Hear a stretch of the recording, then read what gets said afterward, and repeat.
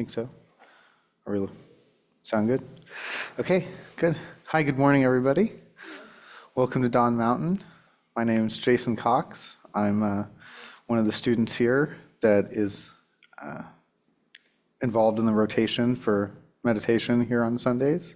I've been coming to Don Mountain for a little over 10 years now at a couple different locations. We're now here at St. Philip in some space that they have been gracefully willing to share with us. Just give you an idea of our agenda for the day. We'll start by praying the aspirations and Shantideva's Way of the Bodhisattva that you see on your prayer sheet. This is setting our intention for today, for our practice, to benefit ourselves and all living beings.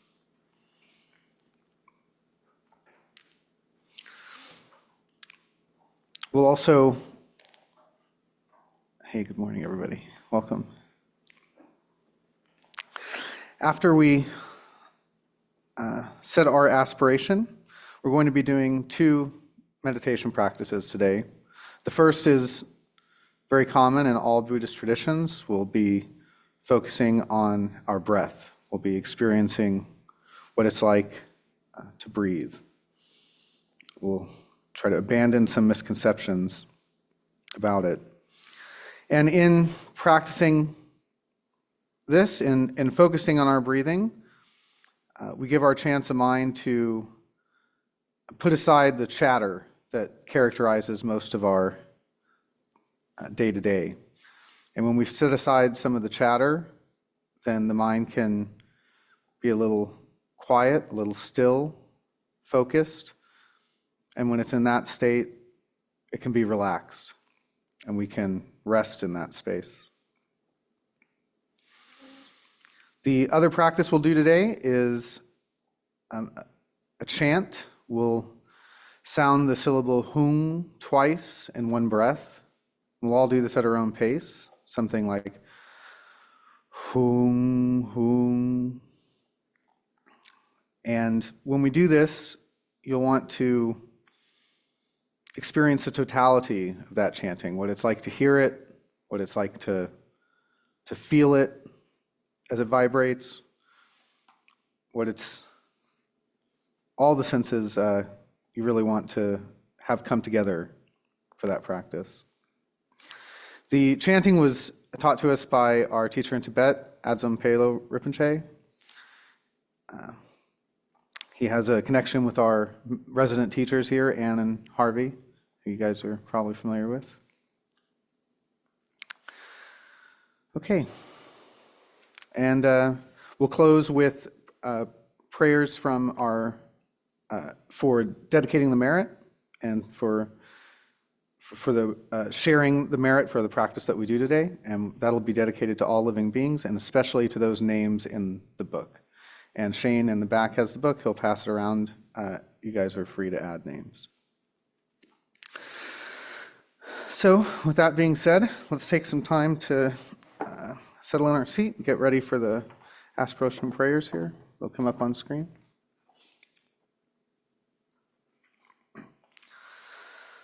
May all beings always have happiness and its causes. May all beings always be free of pain and its causes.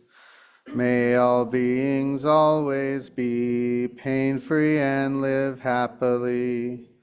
May no beings ever cling to those near nor spurn those far.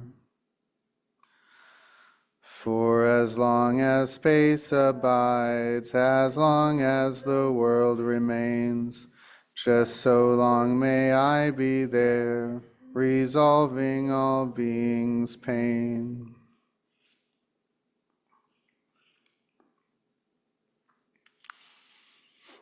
Take a moment to settle in your seat. I want to feel balanced.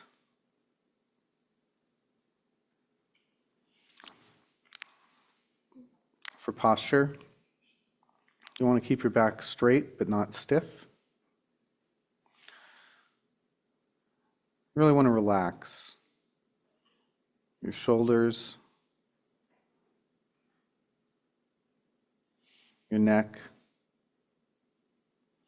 your face, all your facial muscles. Really just relax into your seat. Have your chin tucked in a little bit, just to keep the neck a little straighter.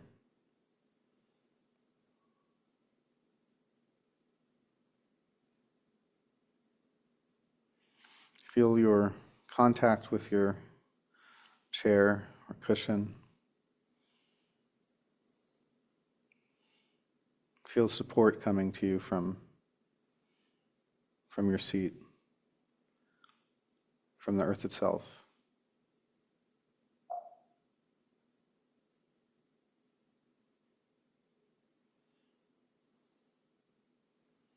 Also feel into the support provided by your skeletal structure, how it's holding you upright.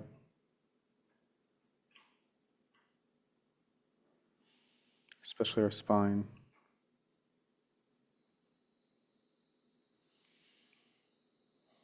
And then feel into the support of the energy in our body. You might feel or imagine a channel of energy running in front of your spine, up through the crown of your head.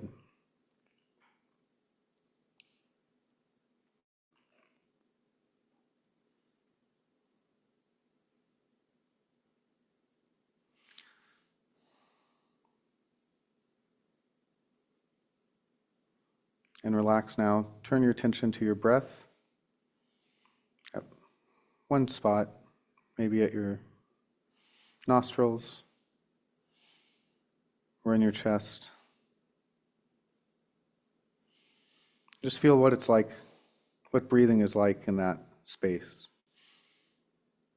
Abandon any notions you have of what it's like. Don't analyze it too much. Just experience it, just feel it. How does it feel when you breathe in? How does it feel when you breathe out?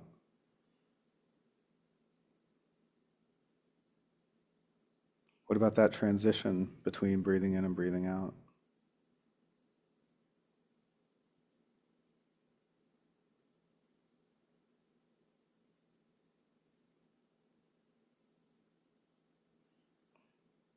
And when you're just distracted, gently bring your mind back to the breath, to this point, and feel what it's like. We'll do this a few minutes.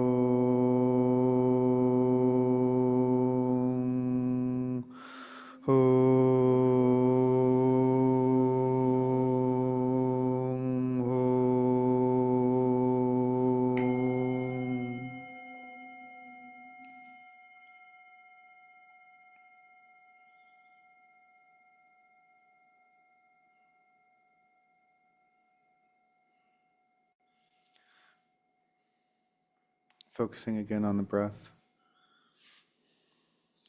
Fresh look at it.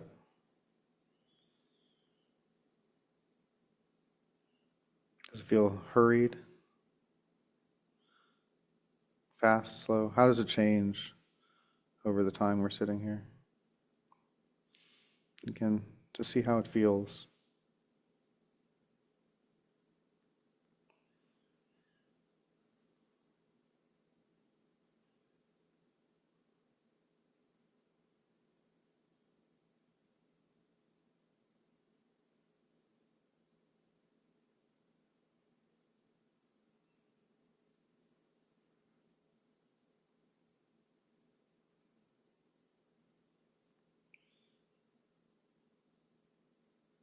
When you've been distracted, you can label that thought distraction, distraction, or thinking, thinking. Gently bring your attention back to the breath, however many times that is.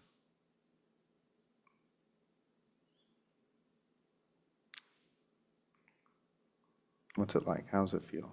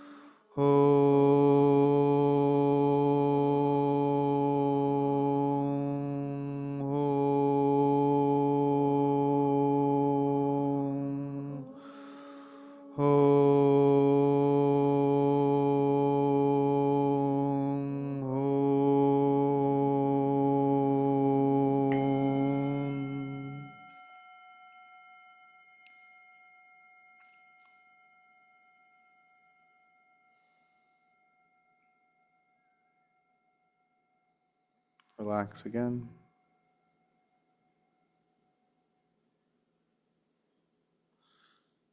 Look anew at the breath. What's it like now?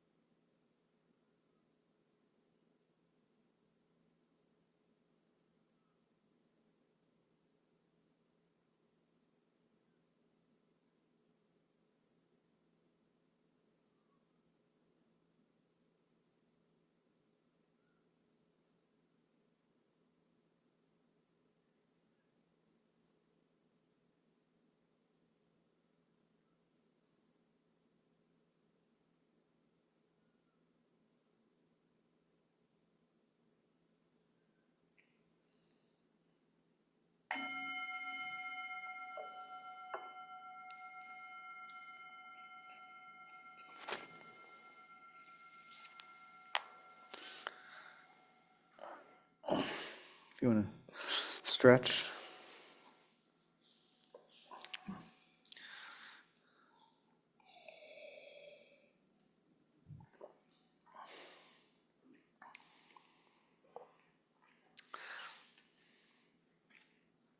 How's that?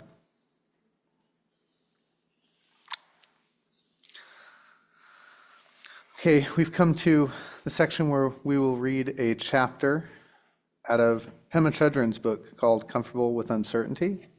This is a short book with 88 one- or two-page chapters. We've been going through it. And the chapter we'll read today is called Inconvenience. When you start to take the warrior's journey, you're going to find that it's often extremely inconvenient. When you start to want to live your life fully instead of opting for death, you discover that life itself is inconvenient. Wholeheartedness is a precious gift, but no one can actually give it to you. You have to find the path that has heart and then walk it impeccably.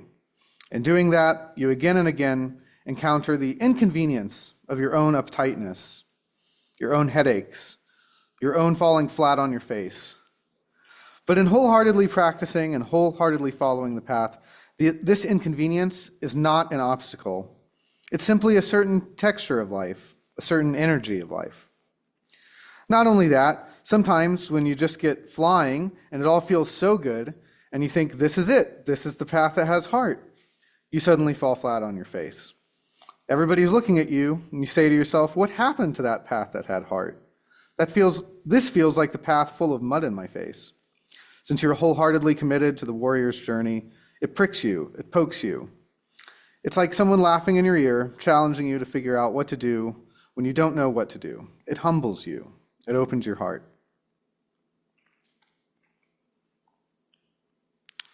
I really like the title of the chapter, Inconvenience. When people translate the first noble truth of Buddhism, you often hear the phrase, life is suffering, or life has a lot of suffering. But this word suffering is very heavy, I think, for us, especially emotionally. And the root of the word is likely from the word for a round hole.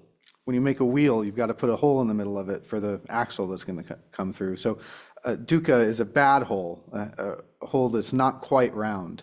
So this will cause a bumpy ride. Sometimes the cart will jolt, or sometimes it'll slip if this thing is not made quite to code. So it's not that it doesn't work, it's that it's not always a smooth ride. It makes things a little inconvenient. And I think that's a good way to think of the difficulties that we encounter and the things that she's talking about here. The other possible etymology is that dukkha, this is from a bad stand, or, unstable ground, somewhat shaky. I think that's also fits right in with what she's talking about here. When you start to want to live your life fully, she talks also about wholeheartedness, the path of heart. We're talking about in our everyday lives being tender with ourselves and our experiences, being, understanding and compassionate with others, being there for everything as we experience it, whatever the sensation is. So, normally we something pleasurable happens and we really cling to that. We want to repeat it. We'd like to do it all the time if possible. Something unpleasant happens, we'd like to avoid it. All the boring things happen. We're not interested in that at all. We'd like to just cover over that. So this sort of wholeheartedness we're talking about involves engaging all of the range of our experiences, including the things that we normally think of as inconvenient. And it's in that way that we come to find that when we're wholeheartedly practicing and wholeheartedly following the path, this inconvenience is not an obstacle. It's simply a certain texture of life, a certain energy of life. You know, I often say that when you get knocked off balance just enough to stop wanting to control the way things are going and to appreciate everything about the situation, it's very helpful. It's a way to kind of not be caught up in our own version of things. Kind of want to hear what everyone else thought about this. If we've got some comments.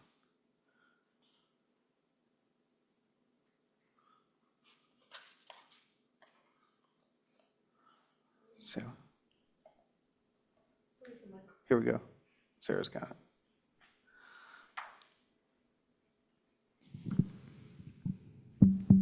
So I just love the phrase certain texture of life. It's just part of it, and enjoy the ride. I mean, just enjoy the difference, analyze the difference.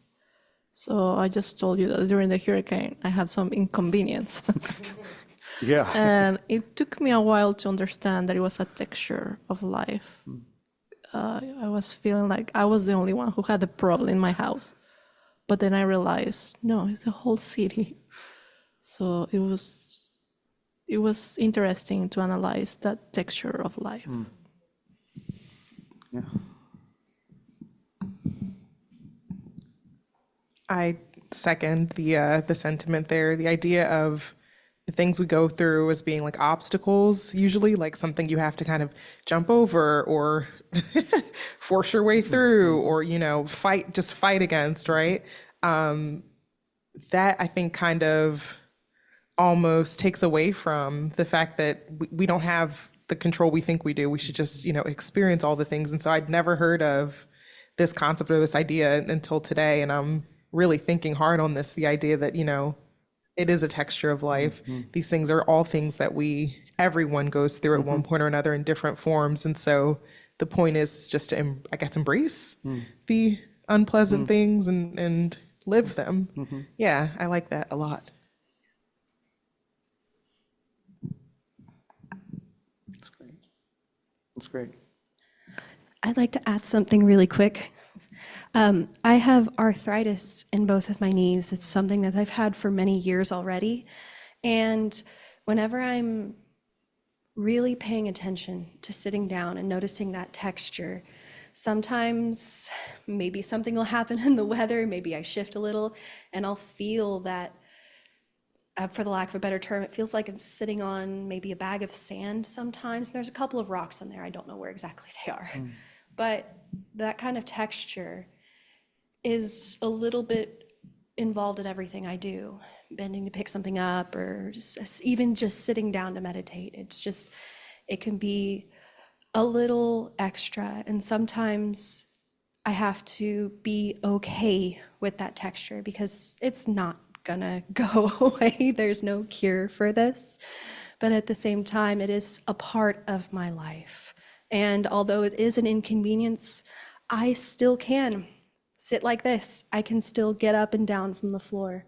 And so sometimes you have to live with that inconvenience, I guess, and be okay with it coming up at any time. There's no reason for it to happen, but it still is there, and it makes life a little richer because you can appreciate the smaller things that don't come your direction.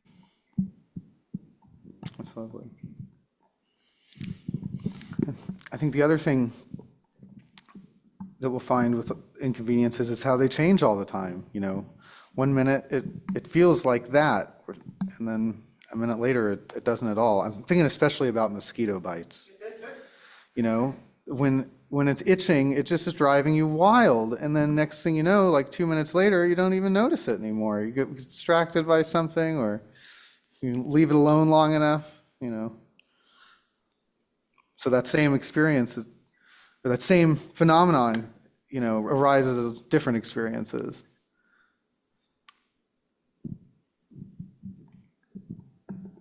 Okay. Anybody online? Okay. Okay, well, with that in mind, with all the textures of life that we can experience here, let's settle back into our seat and have another couple rounds of meditation.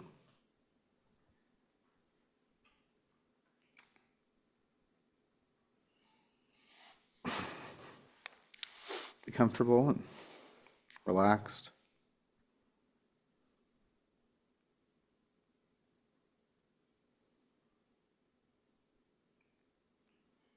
Focus on your breath and leave that.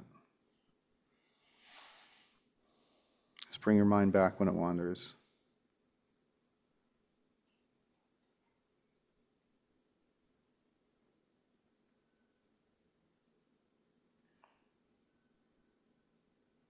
What's the breath like now? Long or short? Hot or cold?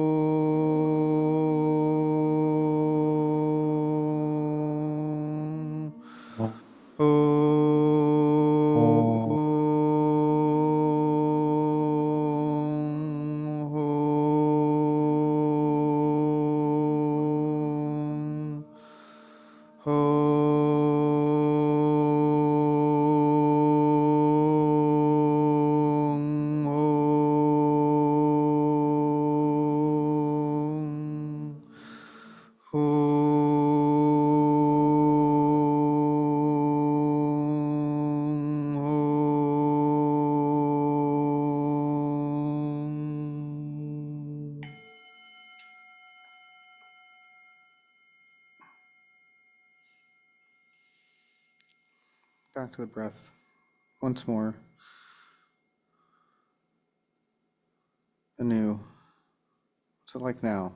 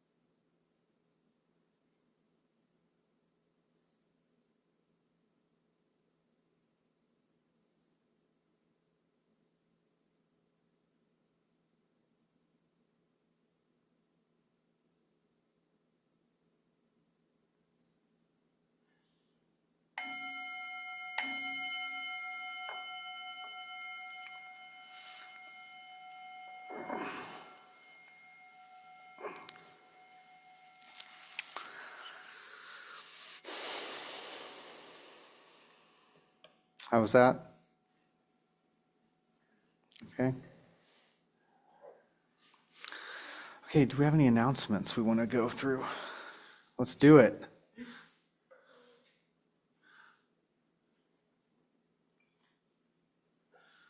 Hello. We have some amazingly exciting things coming up. So Nundro is starting on Monday, so feel free to send us an email or sign up online. It's going to be starting on Monday the 19th, so not this Monday, but definitely the next. We also have a welcome event on September 8th. It's going to be after the meditation starting at 12. Just come and meet and greet with the lamas, come and meet the Sangha. We're always happy to see you guys in person. I believe this event's going to be online as well for you guys, so you guys can still participate. We have our Dzogchen Fall Retreat starting on September 20th, going to the 22nd. It's going to be a part of the cycles, so just go ahead and keep an eye on your emails as well as online for those sign-up dates as well. We have our annual our semester Nundro meeting happening on the 5th of October. So feel free to go ahead and sign up for that one. Last but not least, save the date. Lama Tenzin is going to be coming from November 1st to November 3rd. So again, keep an eye on those dates. We're going to have those all coming out within the next couple of weeks. So look out for those signups, and we'll see you guys at the welcome event. Exciting.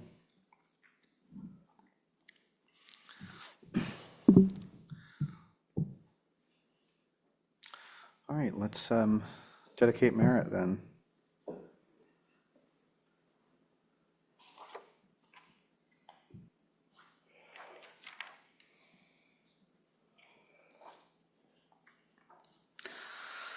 By this good may I swiftly once become a great guru, lead all beings, everyone, to reach to that very ground. With all of you in mind we light this lamp of clarity. May the glow of love, wisdom shine within us, everyone, till we all rise forth born in one enlightened mandala.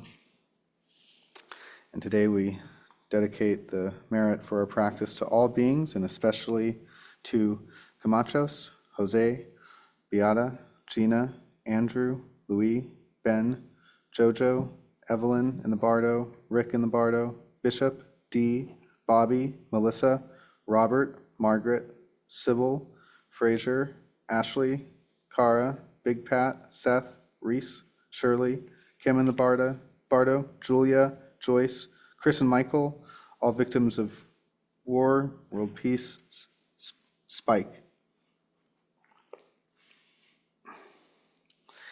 We can close together. We'll let out the syllable ah. We'll chant that together, and everyone online, you're welcome to unmute.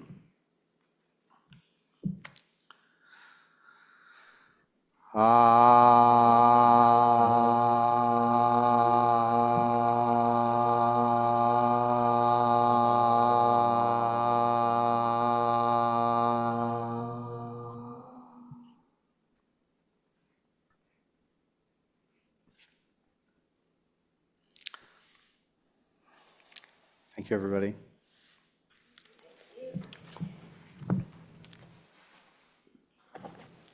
Thank you. Thank you.